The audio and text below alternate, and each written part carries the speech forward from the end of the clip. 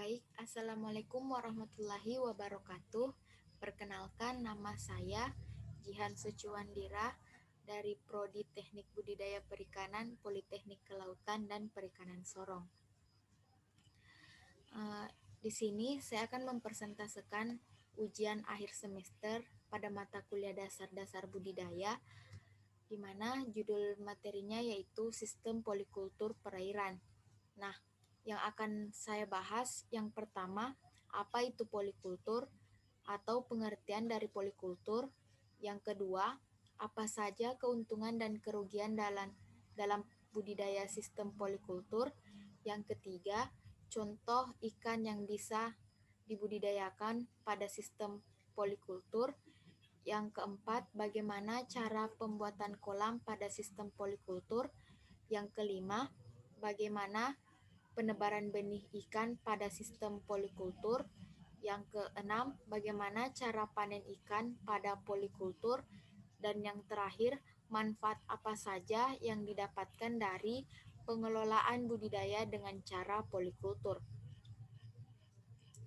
Nah, langsung saja yang pertama, apa itu polikultur? Polikultur adalah sistem budidaya dua jenis ikan atau lebih pada satu kolam, di mana kedua jenis ikan ini haruslah memiliki perbedaan sifat, salah satunya memiliki perbedaan pola makan. Dengan begitu, kedua jenis ikan yang ada di kolam tidak ada yang merasa tersaingi. Selanjutnya, apa saja keuntungan dan kerugian dari budidaya perairan pada sistem polikultur? Baik, keuntungannya yang pertama yaitu makanan alamiah seperti fitoplankton dan zooplankton yang tersedia di kolam dapat dimanfaatkan oleh ikan secara efektif, sehingga tidak ada lagi makanan yang terbuang sia-sia. Nah, yang kedua, penggunaan lahan menjadi lebih efisien.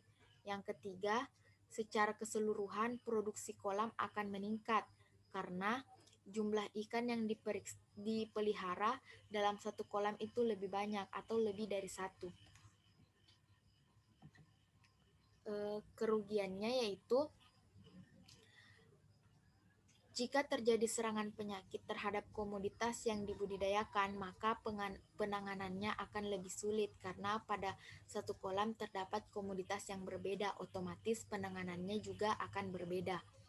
Yang kedua, pada awal penebaran, biasanya tingkat stres biota yang berukuran lebih kecil akan meningkat.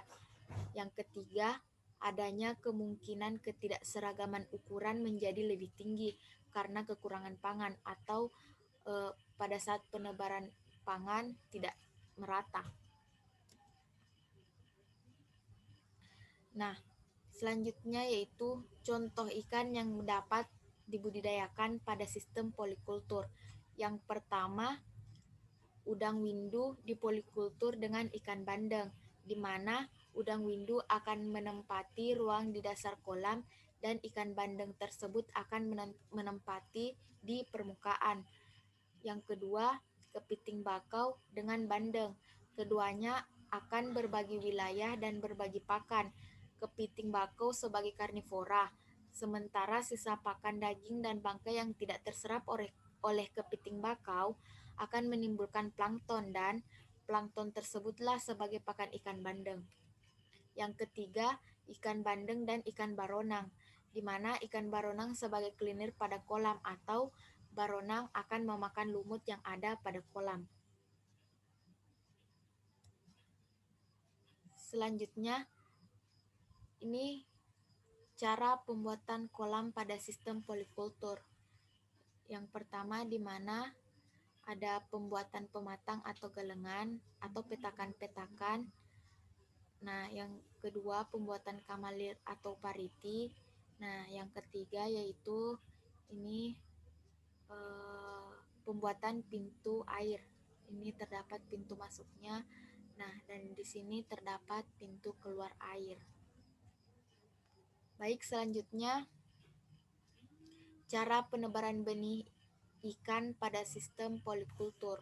Nah, di sini penebaran benih ikan ke kolam dapat dilakukan setelah efek racun yang ditimbulkan oleh pemberian pupuk pada kolam baru telah dinetralisir dan jumlah makanan yang tersedia di kolam telah memadai. Nah, ini contoh gambar penebaran benih. Nah, yang gambar kedua ini yaitu contoh gambar pemberian makanan tambahan.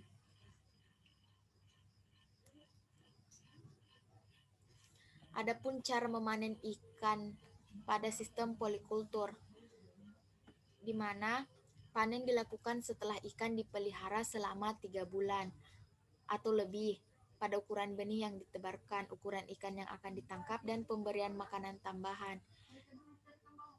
Ikan dipanen dengan cara mengeringkan kolam secara perlahan-lahan.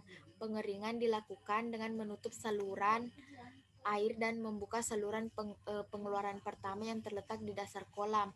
Permukaan air di dalam kolam akan menurun secara perlahan-lahan, dan ikan secara naluriah akan berenang menuju bagian kolam yang masih mengandung air. Akhirnya, ikan akan berkumpul di dalam bak penampungan. Penurunan air hendaknya tidak dilakukan secara tergesa-gesa supaya tidak menimbulkan stres pada ikan dan tidak menurunkan kualitas ikan itu sendiri. Penutupan saluran pemasukan air dan pembukaan saluran pengeluaran air sebaiknya dilakukan pada sore hari, yaitu sehari sebelum panen dilakukan. Pada pagi hari, ikan telah berkumpul di dalam bak penampungan dan dengan mudah dapat ditangkap. Ikan-ikan yang telah berkumpul di dalam bak penampungan dapat segera ditangkap dengan alat penangkapan seperti jaring. Nah, contoh gambarnya seperti ini. Nah, ini jaring-jaring yang disebut tadi seperti ini, dan ikan akan berkumpul di tengah sini.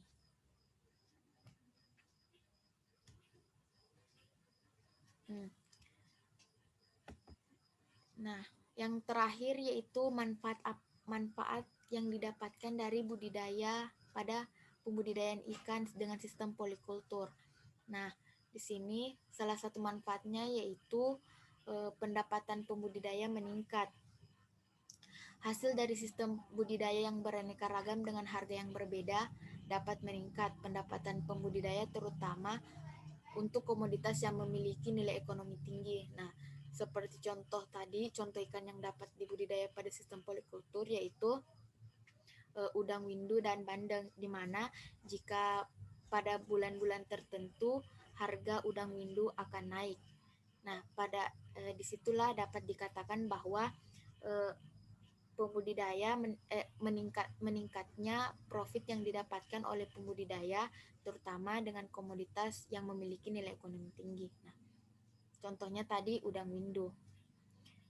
Pendapatan pembudidaya akan meningkat karena tidak hanya mendapatkan keuntungan dari budidaya komoditas utama, melainkan ada tambahan hasil dari komoditas lain yang ikut dipelihara dalam suatu kolam. Nah, contohnya tadi juga pada ikan bandeng, sehingga kegiatan budidaya menggunakan sistem ini dinilai lebih menguntungkan. Mungkin itu saja yang dapat saya sampaikan, kurangnya mohon dimaafkan. Wabillahi taufiq wal hidayah. Wassalamualaikum warahmatullahi wabarakatuh.